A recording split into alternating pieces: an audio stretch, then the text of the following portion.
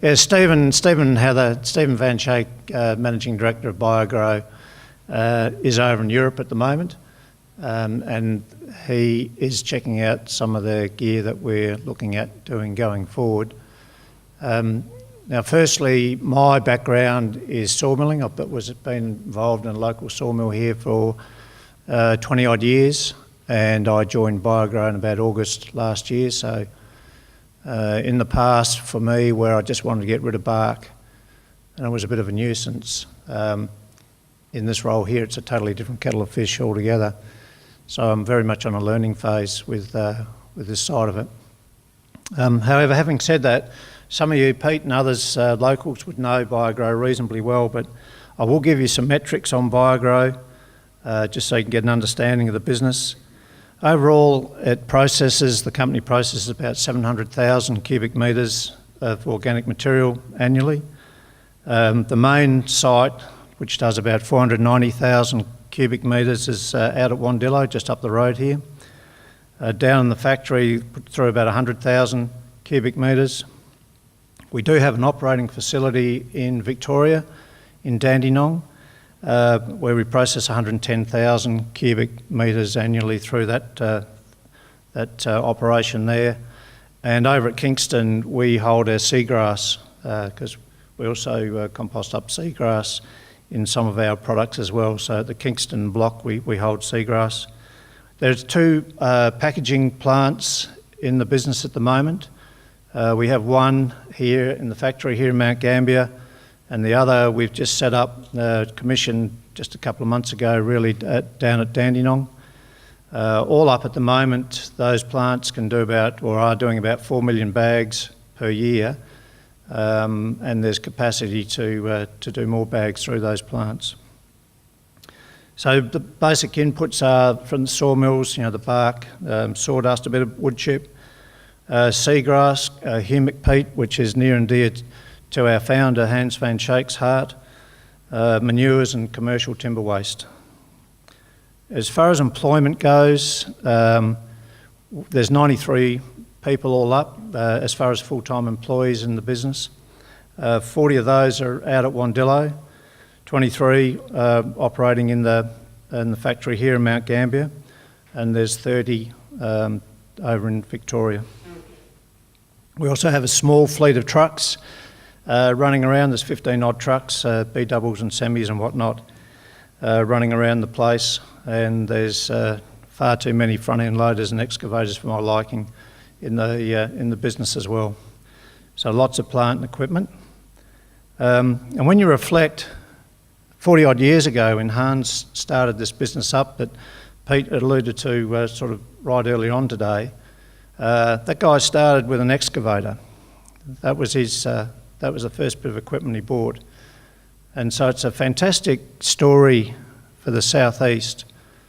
And it's one of many stories of Ian's family, and there's a few others in the southeast where guys that had vision and a never say die attitude just kept going and going and going. The southeast has been blessed with people with great vision. And Hans Van Schaik is one of those guys to start with an excavator, and what I've just read out to you today, it's a credit to the family to get where they've got.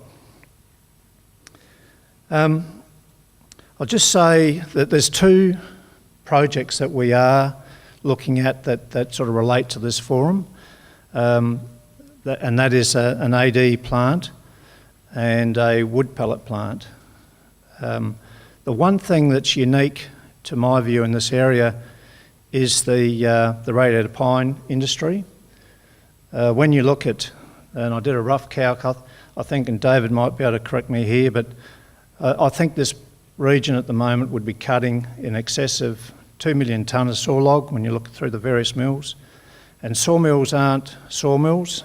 I'll take my glasses off so I can see you guys now.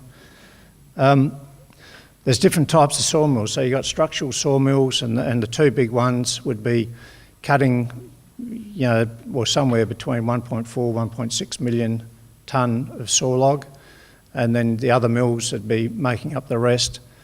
And the structural mills, if Dave and his guys could ever get their act together and make square logs where the heart falls out of the log when it gets brought in, we wouldn't have this problem now because there'd be no wood chip, no sawdust. Well, actually there would be a bit of sawdust, but certainly no chip. Because fundamentally all sawmills are trying to do is take a round log and turn it into a square board. So that's the only reason the wood chip's generated through a sawmill.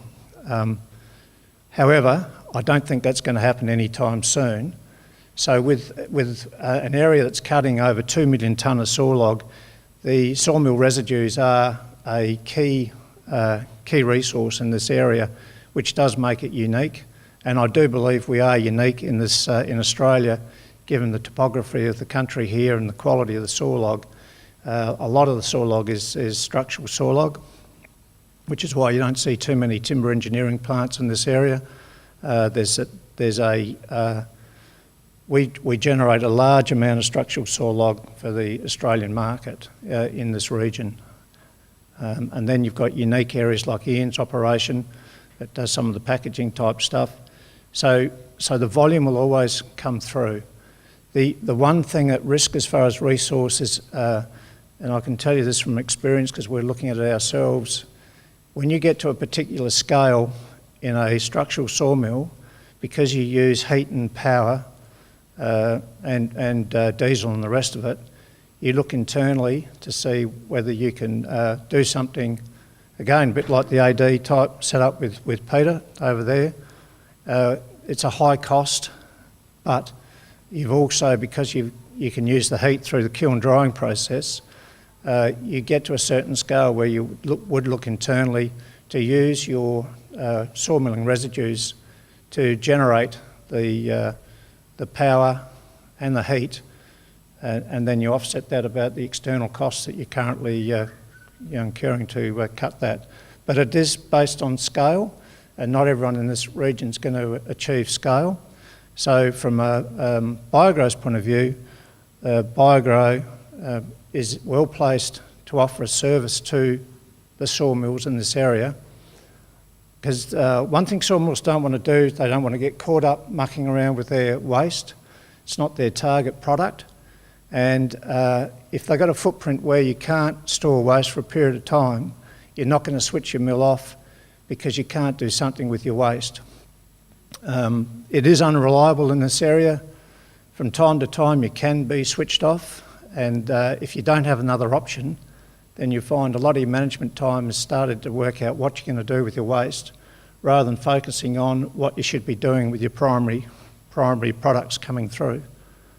So BioGro is well placed to offer a solution in that area, but it has to be commercial, and so the feasibility studies that we're doing on wood pellets will be basically in that area. If it's a commercial outcome for us, then it's something that we will chase, and I believe that there's enough logistics on both sides from the sawmilling point of view and from our point of view where it would be worthwhile pursuing. So those are two projects that we're currently looking at.